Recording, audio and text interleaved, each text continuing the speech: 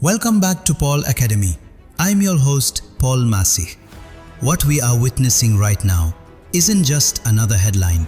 It is a historic and unprecedented transformation of the Middle East. We are only a few days into a massive new conflict involving Israel, the United States, and Iran. But the geopolitical landscape is shifting at a breakneck pace that no one predicted. From movie-level cyber espionage and decapitation strikes in Tehran to unlikely new alliances forming between Gulf nations and Israel, the world as we knew it on Monday is gone. Today, we are going inside the initial stage of war to break down the monumental developments and the high-stakes intelligence maneuvers that are actively reshaping the region in real time. We are witnessing a historic and unprecedented transformation in the Middle East. Just 4 days into a massive new conflict involving Israel, the United States, Iran, and numerous regional players, the geopolitical landscape is shifting at a breakneck pace. Here is a breakdown of the monumental developments, unlikely alliances, and movie-level espionage that are actively reshaping the region. The ultimate cyber espionage: how Israel tracked Iran's leaders. Perhaps the most stunning revelation of the war so far is the extent of Israel's intelligence infiltration into Iran. According to new reports, Israel successfully hacked nearly all of Tehran's traffic cameras years ago, quietly encrypting and transmitting the surveillance data back to Israeli intelligence. This unbelievable network of eyes on the ground provided a critical angle of a closely guarded compound near Pasteur Street. It revealed the exact meeting location of Ayatollah Ali Khamenei and his top commanders. As one official shockingly stated, "We knew Tehran like we know Jerusalem, as well as you know the streets that you grew up on." This precise intelligence enabled a devastating decapitation strike.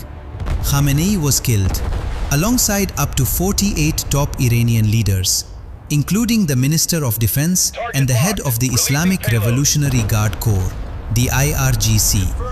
When a remaining tier of leaders recently gathered in the city of Qom to elect a new supreme leader, Israel bombed that building as well. A region engulfed, and US forces engaged.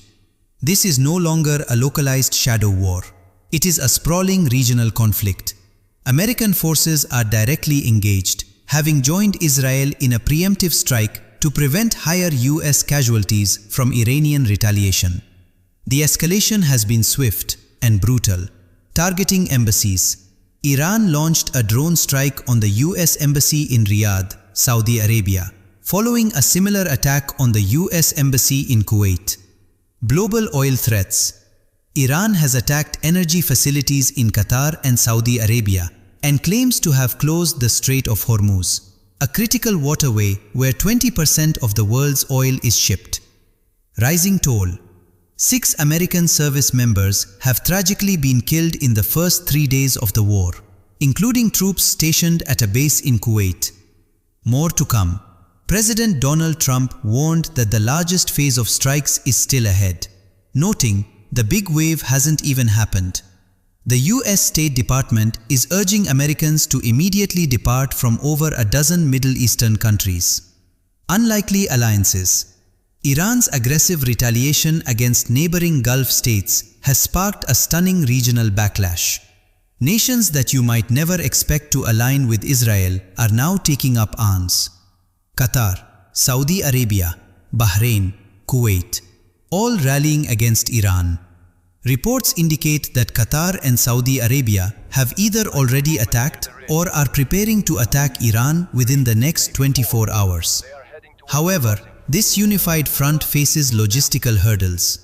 Both the UAE and Qatar are reportedly down to about 1 week's worth of anti-missile defenses, and they are urgently appealing to the United States for support. Meanwhile, the IDF is strategically bombing sites along the Iraqi-Iranian border. This maneuver is designed to soften the border and potentially pave the way for armed Kurdish Peshmerga forces to enter the conflict and fight alongside protesters against the IRGC. Hezbollah's assisted suicide. On Israel's northern border, Hezbollah officially entered the war, firing rockets into Israel. However, Israeli journalists and analysts are calling this move assisted suicide. By initiating strikes, Hezbollah gave the IDF the justification to launch a massive, targeted campaign aimed at completely neutralizing the terror group and reducing it to a shadow of its former self. Life under fire. For civilians in Israel, daily life has been completely upended.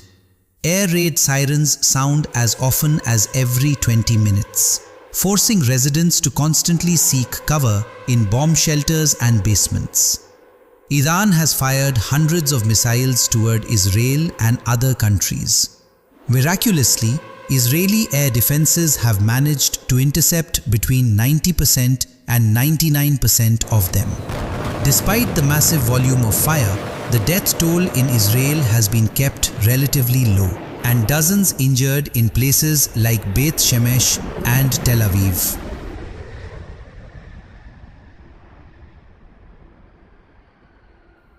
Looking ahead, as the Middle East stands on the edge of massive regime change, humanitarian organizations are bracing for the fallout.